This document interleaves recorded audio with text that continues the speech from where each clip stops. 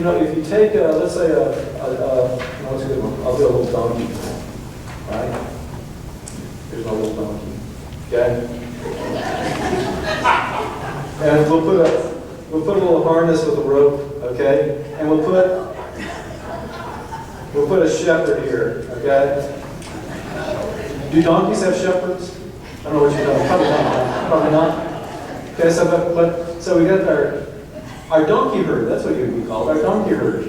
Okay, so I mean, the point he's trying to make could be very much more clearly explained than he does it here, which makes you wonder again about this method of education, this Socratic method. There are a lot clearer ways to do this. This donkey herd is leading this donkey into town. The donkey is being led because the donkey herd is leading it. The activity, the agency comes from the little boy, the donkey herd. He's the one making it happen. The donkey here is just a receiver of the action. He's just passive in this process. Okay? And so we would say that the donkey is being led because the donkey herd is leading. That's where the action comes from. That's where the beginning of this event is with the decision maker. It's the little boy who decides to take the donkey to town.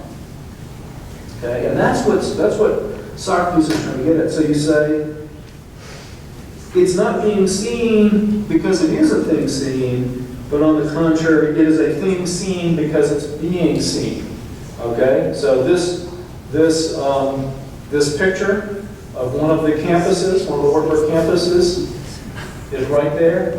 Here's your eyeball right here. Okay, that's you. I'll put a little eyebrow or whatever on top. Okay, you are seeing.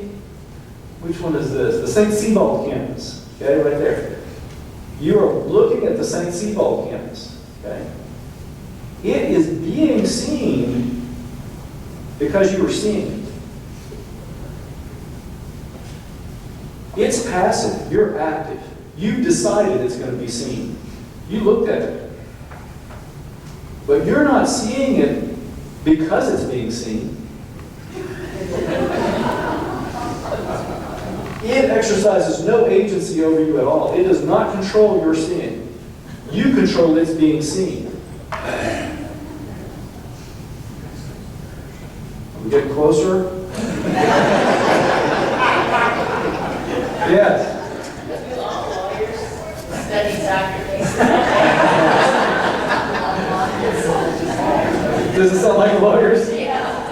That's good. Okay, I like that. That's interesting. That's interesting. Well, I think you can learn a lot about how to answer questions in a deposition by studying Socrates.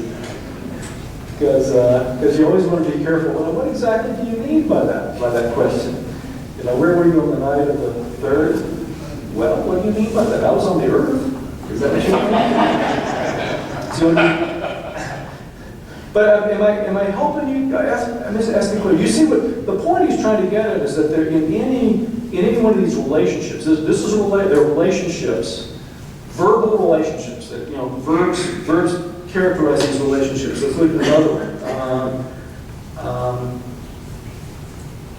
Nor is something being carried because it's something carried, but it is something carried because it's being carried. It's that verb being, right? This book is being carried. Ooh. This book is being carried right now. Okay?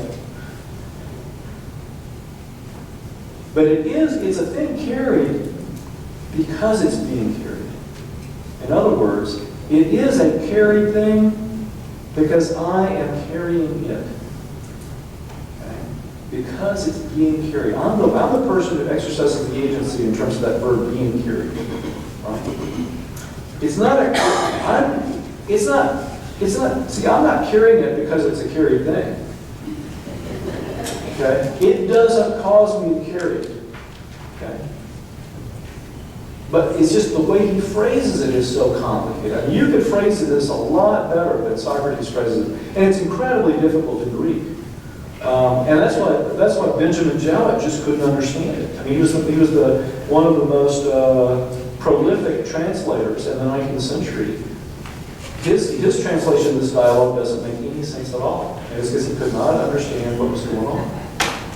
He wasn't a philosopher. He was a linguist, and he just couldn't quite follow what was going on. But the point is, and I want to be sure you understand this, and I know it's very difficult. It's not an easy thing, but it's just, he is just trying to point to where the agency comes from. Okay? So this book is a carried thing because it is being carried. The verb being attaches to the agent. Okay? It's a carried thing because it's being carried. But it is not being carried because it's a carried thing. Yes, sir? Maybe to paraphrase again. Please do. Cause versus effect. Yeah. Well, the effect on the U.S. cause. Yeah. Which is more common terminology today. Okay. Is that okay? If that works, if that's helpful. I mean, it's really it's the being carried that it's carriedness that's the effect, and my carrying is the cause. Yeah. Yes. I was thinking that in terms of a child is lovable because he's loved, or is he loved because he's lovable? Oh, okay. Okay, so you're jumping ahead to exactly the point. To exactly the point where we're trying to get. I mean, no, that's great. That's perfect. That's where Socrates wants to get us. And now I sometimes wonder if he didn't just didn't jump to that point. Because here's the point, and I'll say this really quickly, and we'll take our break. What he's trying to get at is exactly that point. Did that make sense to everybody? What he wants to get at is the real question is, do the gods love what you're doing, Euthyphro, because it's pious? Or is it pious because they love it? Okay? Very much like the child question, right? Do you love your children because they're lovable, or are they lovable because you love them? Does that make sense? Does the real question make better sense? When you get to the real question, is you're filing this lawsuit against your father, is it pious because the gods love it? Or do the gods love it because it's pious? To use Warren's paraphrase, which I think is really helpful, is its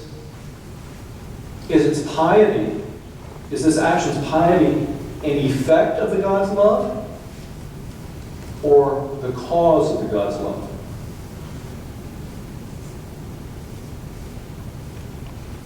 Right? Does that make sense? So, I mean, pick any moral claim, right?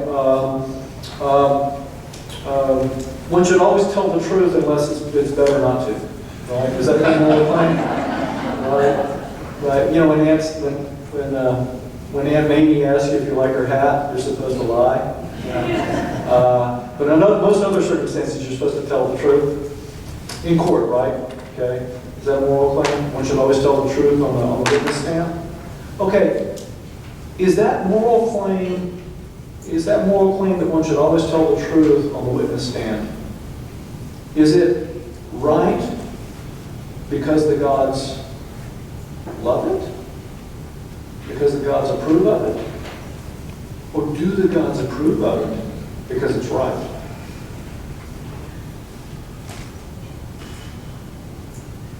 Take a break and we'll come back.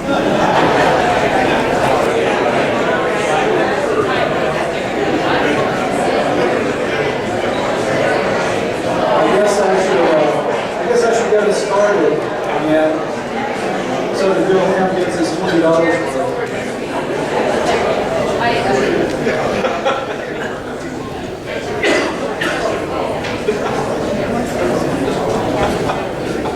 One of the things I really like about this dialogue is that we can do two things with it. One is I think it's just a splendid demonstration on the Socratic method, quote unquote. The other thing, though, is that I love this meaty section here in pages 10 through 12 because I think this is a really interesting section just in general. I just think it's a really interesting section because it raises what I think is a fundamental point about interesting and important moral claims that we might make. that conversation ends up. I mean, I think it ends up with Socrates saying right around page 11, it's page 14 in the Hacker translation, but right at 11a, just before B, he says, but now you see, I'm going to skip around a little bit, but now you see that the one is such as to be loved because it is being loved, the other is being loved because it is such as to be loved. That's probably not very helpful. The next sentence is better. When you were asked what piety is, you said, well, you did not wish to make its nature clear to me, but you told me an affect or the quality of it. That the pious has the quality of being loved by all the gods, but you have not yet told me what the pious is. And we could analogize. I mean, we can kind of construct an analogy using Yahweh, the God of the Hebrews, right? When the Ten Commandments are given, I guess this what is it? The 614 laws are given to Moses at Mount Sinai. I mean, here's the kind of question. I mean, we can transpose the question that Socrates is asking Euthyphro right to that situation. Moses comes down from the mountain with the tablets, and Socrates is standing there, and Moses says, I've got the law. I've got the law here. And it starts off with these 10. These 10 are really big ones, and then there are all these others. And I guess they're big too, but we don't talk about them very much. And Euthyphro would ask, Socrates would ask the question, well, okay, that's very interesting. Does Yahweh approve those laws because Yahweh just likes them? I mean, did Yahweh just invent these laws just because Yahweh likes them?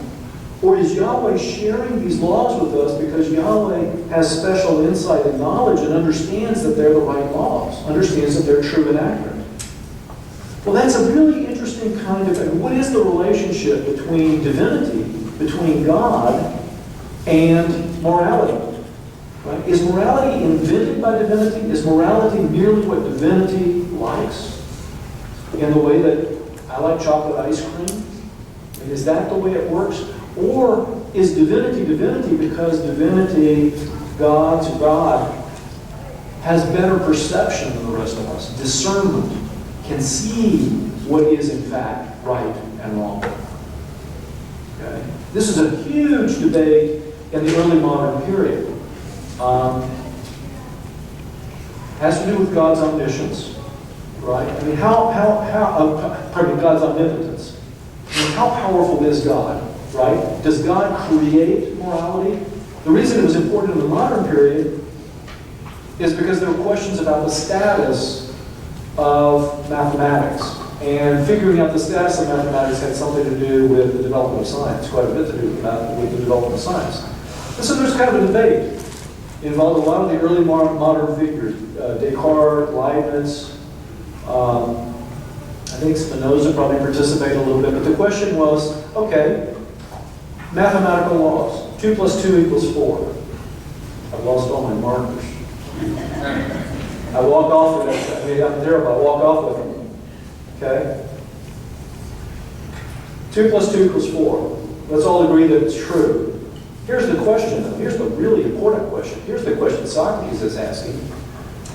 And here's the question that a lot of the early modern thinkers were trying to figure out, trying to argue about. Does God respect this truth because God's a smart God and God just recognizes that it's absolutely true, that it's characteristic of reality? Or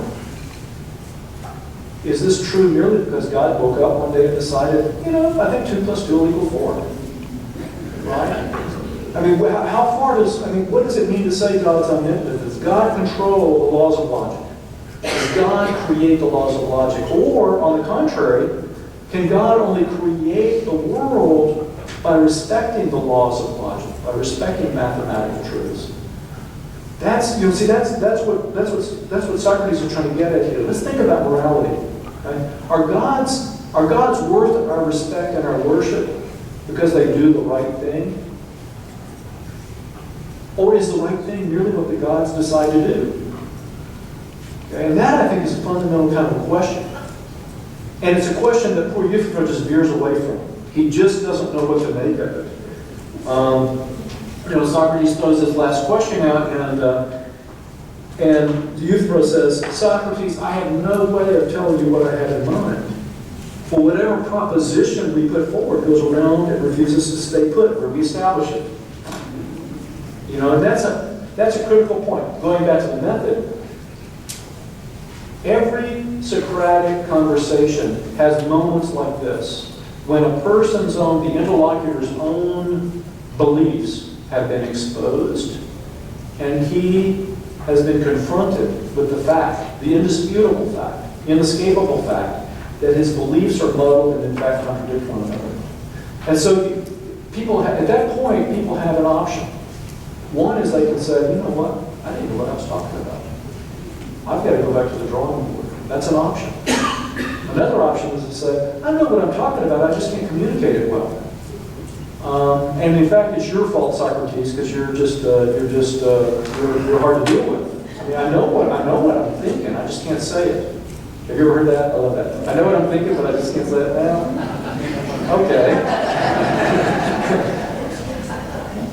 So you have two things going on. One is that Socrates, the method is designed, clearly is designed to puncture self-confidence, to create in the interlocutor's mind a sense of a need to investigate further, to acknowledge ignorance, and therefore to embrace the pursuit of truth. And Euthyphro doesn't take that option. Okay, we have other dialogues in which people do take that option. The first book of the Republic is one of these early dialogues. It was probably in the beginning called the Thrasymachus. That's a different story. But there is a guy named Polemarchus who does exactly what Euthyphro doesn't do. He articulates an opinion about justice, and Socrates asks him a number of questions. Polemarchus realizes that he holds contradictory beliefs, and he says, you know what, Socrates, I really didn't know what I was talking about, did I? And at that point he says, you know what, Socrates, I'm going to hang around with you because I want to see if maybe together we can find out what justice is.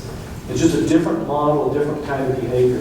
And that's clearly what this method is designed to do, is to get us all to realize we don't know what we're talking about. Often. When we think we know a lot, go back to Bob Gummel's point, sometimes we claim certitude, but really we have less than certitude. And see, that's what Socrates is after. The scary thing about that, and this goes to, I guess, Warren's comment earlier on, the scary thing about that is that it raises the question, do we know anything? And I think that's part of what always scared the people he was talking to. Right? If Euthyphro doesn't know something that he feels so strongly about, then what can he have faith in?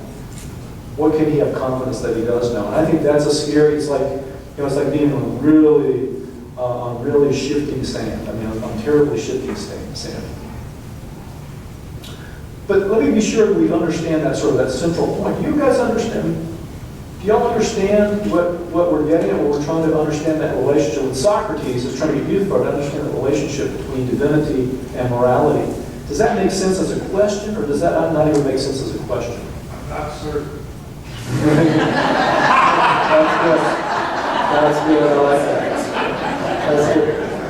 Does it make sense as a question? Does the question make sense? No matter what your answer might be, does the question make sense? Does God like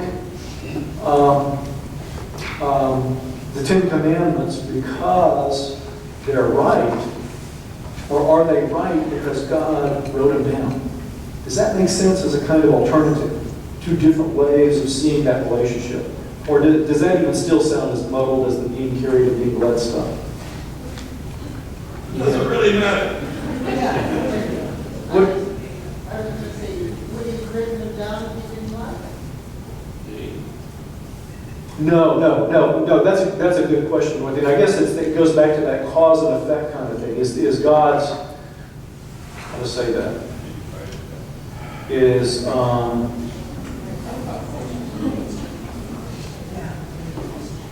does the integrity and value and correctness of the Ten Commandments cause God's love for them?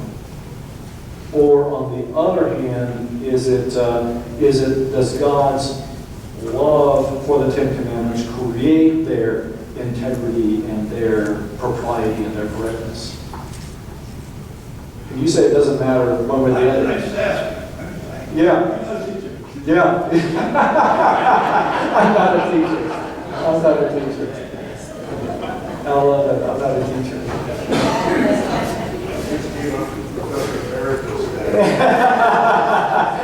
I love that. I'm not a teacher. That's a great sporadic point. When I was in the seminary, some students at a high church school, and the faculty didn't like this too much, so the professor in chapel one day said, "Don't confuse the beauty of holiness with the holiness of beauty." Ah. And I've been dealing with that, and I don't see the problem. You don't see why we should. Because I think they're interchangeable. Yeah, see, I think I understand exactly. Yeah, as we do. I mean, it goes back to Protestantism. You know, we sometimes get so fond of the trappings of tradition that becomes what we worship. I think beauty is holy and holy is beauty, and that's why I'm going to say the here is. Okay. Okay. See, I can understand that question because sometimes we get so enamored of the trappings of worship that we begin to worship the trappings. We become so fond of those, and those become for us what we hang on to. You know, this is, I guess, Paul Tillich was really good about articulating this point about Protestantism. At least it's been like a million years since I've read Tillich, so I'm sure I'll get this wrong. But I think in general, I can articulate this, that the human danger is that we very quickly begin to idolize. We're subject to idolatry. We easily fall into idolatry, and so we can come to idolize many different things. And the brilliance of Protestantism is that Protestantism is rooted in saying, no, that thing is not God. God is God. That thing is not God. God is God. So we get in my faith, we get so caught up in incense, we start to think, well, the incense really is God. We get so caught up in incense and bishop's miters and the trappings of church that you begin to think of that. Or we can idolize the Bible too. But Tillich was good about this too. That you can start to think, what we're worshiping is not God, but the Bible. That's what we're worshiping is the Bible. And Tillich was always good about saying, no, the Bible is the Bible. God is God. You got to be worried. You got to be careful about what you objectify. Yes, Jim. I think all of this, I think really becomes real today with the question of, what can we know, what do we know? Mm-hmm. Is there certainty of any kind, or is truth a search, an ongoing thing? And we've been led to think, there are these givens, and we're learning today that there maybe aren't, and that there are no experts today in any field, really. Mm-hmm. And we're trying to live with that, and where to go with that. All of this leads that question to the forefront for me. Yeah, and I think I think that exactly. I mean, I think that's a real worry for the people of Socrates' time. Is that in a time of really changing circumstances, of new ideas, new thoughts, of terrific moral and political challenges, if first this thing and then that thing and then that thing that we held on to and thought was secure is shown to be insecure, it leaves us in a perilous, uncertain position. And I think that was the fear. It was one reason why Socrates was executed. But if we can learn to live with that and get beyond that, there's freedom. Well, but isn't there also the danger? I mean, I guess. But I'm thinking. For some reason. I started thinking about Janis Joplin Isn't that free? How does he say in that song, freedom's just nothing less than what it is? Is that, I mean, that's, you know, that, I think that's, I mean, what you're talking about freedom, is freedom might in fact be nothing. Right? That's youth, I mean, I can say youth, but I think, oh my goodness, if I really don't know anything about this, I mean, I've put my whole self-identity, I've invested my whole self-identity into being an expert on piety. If I really don't know what piety is, I've got nothing to hold on to. Well, I mean, am I free or am I devoid of anything? Yes, sir. In this day and age, we call it future shock, and people are scared of the future because it's changing so fast, especially folks of a certain age like me. I think it's changed at the same speed for all of us. But we have nothing to hang on to. So then there's the big call of super conservatism. We want to go back to good old days, and quote, really everybody thinks they want to go back to the past time, which of course wouldn't solve it. There is a real thing about future shock, but you can't keep up with things are happening so fast. Yeah. Yeah, I mean, who in this room doesn't love to watch the Andy Griffith show? Right? I mean, what a secure world. But that's fiction. That never really was like it. But we wanted to live in Mayberry, right? We always wanted to live there. It just seemed like such a great place to be. Yes, sir. So speaking of Andy Griffith, A truly great philosopher. got an alternative stage. Oh, I don't know. I don't know. I think it'd be Comedy Central. It could be, depending on the characters. Yeah, you can do a lot with the characters. It could be deadly dull or it could be really fun. Yes, sir. Because the essence of matter always existed, or did God create? Well, that's that. I mean, that's exactly one of those questions that that the early moderns were sort of puzzling over. I think doctrinally, Christians. I mean, the what is it? Another theologian in this room that I am, but I think one of the characteristics, maybe a distinguishing characteristic of the three monotheistic Western religions, Judaism, Christianity, and Islam, is the claim that God creates out of nothing, ex nihilo, and that became a really central doctrine that there was nothing and God made something. So matter, numbers, mathematical truths, and so on. I think that's a central doctrine, though in the modern period, people were saying, how could that be true? I mean, could God really decided that 2 + 3 = 4? Could God have really done that? But that seems to be an implication of that doctrine that God creates out of nothing. Ephraim seems to know the mind of God. How does he fathom the mind of the gods? Euthyphro, how does he fathom? Yeah, that's a good question. He doesn't give us a lot. He just says he knows stuff. And if we would sit with him for a while, he'd teach us stuff. I mean, you know people like that, right? I mean, you know people You see this all the time.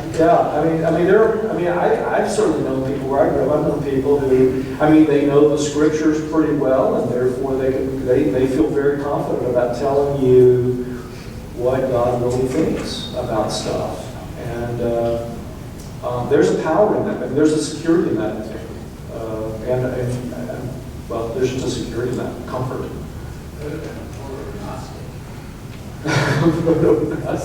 Okay, I'll try to use that. I'm just curious if there was a trial and how it came out. Yeah. Do we find that out? We don't. And let's move on to the end of the dialogue, because it gets kind of fun. It gets kind of fun because Euthyphro says, look, I know I'm right. I just can't quite get you to understand it, Socrates. And the subtext there is because you're a doofus, Socrates, right? It's because you're just dense. And so they get on a different track here, right? Socrates can tell that the conversation is in danger because Euthyphro's getting impatient. So Socrates says, at one point Euthyphro says, I'm looking at right at 12a, I don't follow what you're saying, Socrates. And Socrates says, you are younger than I by as much as you are wiser. As I say, you are making difficulties because of your wealth of wisdom. Pull yourself together, my dear sir. What I'm saying is not difficult to grasp. And then he goes on into a separate conversation about piety, trying to take a completely different angle. He didn't make progress with that discussion about the relationship between piety and the love of the God. So then he takes a completely different angle. He says, okay, we have this conception of justice. Piety is a subset of justice. Piety is a component of justice. Let's take this angle here. Let's look at justice in general and see if we can figure out what portion of justice piety is. Justice has to do with right actions among individuals. Piety has to do with right actions between humans and gods. Okay? So let's figure out what are the right actions between humans and gods. This is a more fruitful direction. Let's forget all that other stuff we were talking about. Let's go in this direction.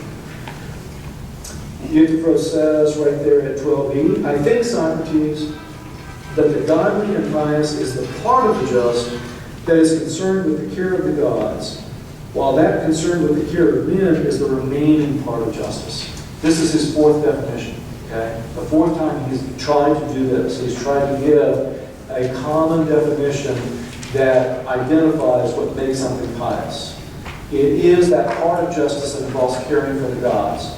Well, that's fruitful. Notice what Socrates says. I still need some more information, Euthyphro. I don't really know what you mean by taking care of the gods. Let's analyze this a little bit further. Horse breeding is the care of horses, right? Yes. And only the horse breeder knows how to do that, right? Yep. Nor does everybody know how to care for dogs, but the hunter does, right? So hunting is the care of dogs, yeah? Cattle raising is the care of cattle, quite so. While piety and godliness is the care of the gods. Is that what you mean? It is. Now, care in each case has the same effect. It aims at the good and the benefit of the object cared for. As you can see, that horses cared for by horse breeders are benefited and become better. Or do you not think so? I do.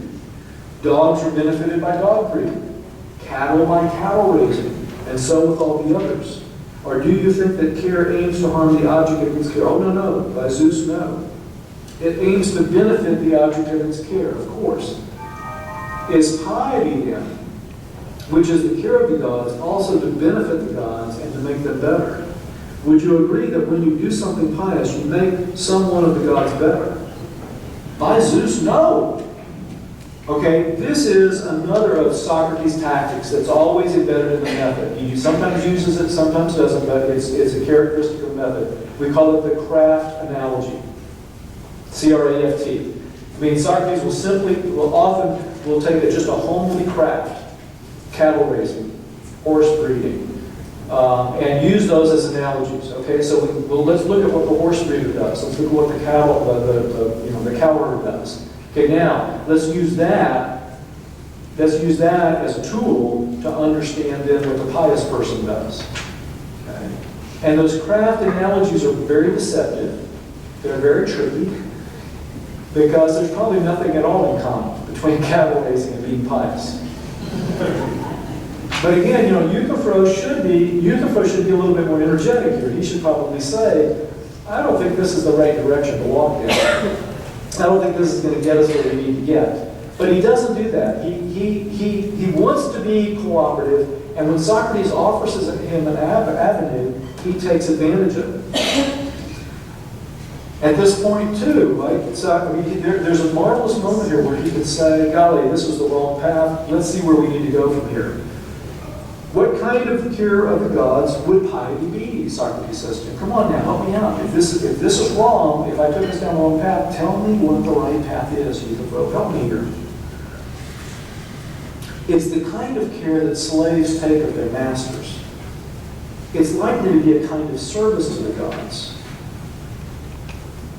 Okay, Socrates says, what do doctors do? Don't they help people achieve health? Yeah. What about shipbuilders? What do they do? Well, they build ships. What about house builders? What do? They build houses.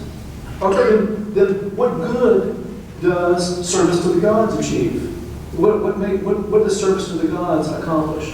Again, back to craft analogies. Shipbuilding, doctrine. And Euthyphro should say here something like, I don't think this is getting us anywhere. I don't think, I mean, it's hard to see where this direction is going to go. As you know, what happens in this conversation is that Euthyphro gets to a point of saying that piety doesn't improve the gods. It doesn't accomplish anything in particular. It's just something the gods like. So Socrates says, wait, are you telling me then that after all this conversation, piety is what the gods like? Yeah. Well, that's where we were. That's where we were 20 minutes ago. Don't you remember, Euthyphro? That's where we were before. That won't get us anywhere. That's not right. Don't you remember that?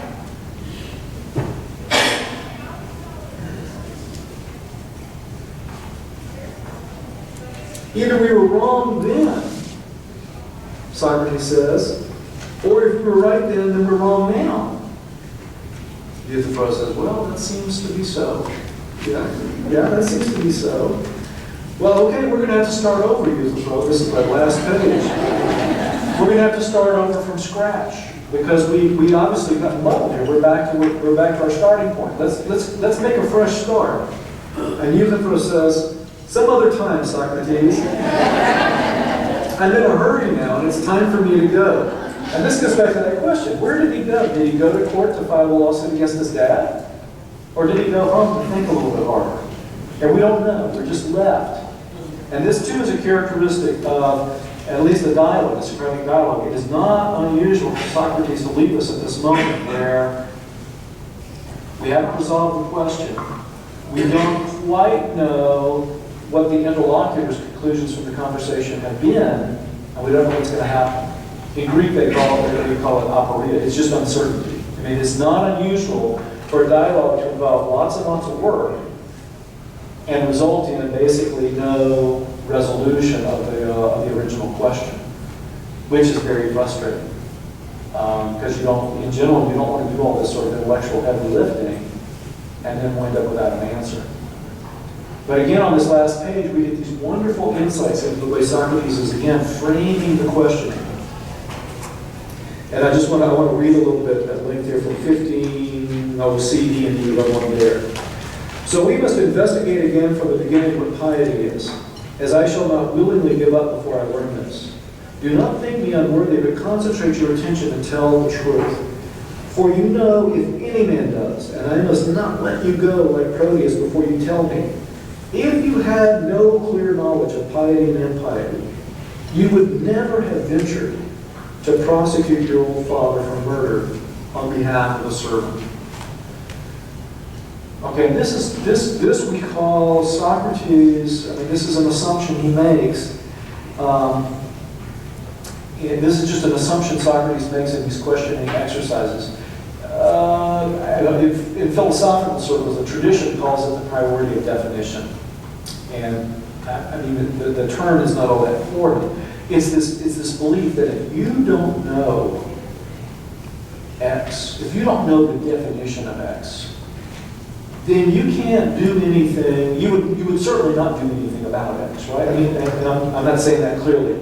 But if you don't know, the assumption here is if you don't really know that definition that is common to all cases of piety and that actually makes them pious, then you would surely not risk to do something like this. Think about the strictures. I mean, think about the restriction that is on human behavior and human action. Right? The Socratic assumption is that if you can't define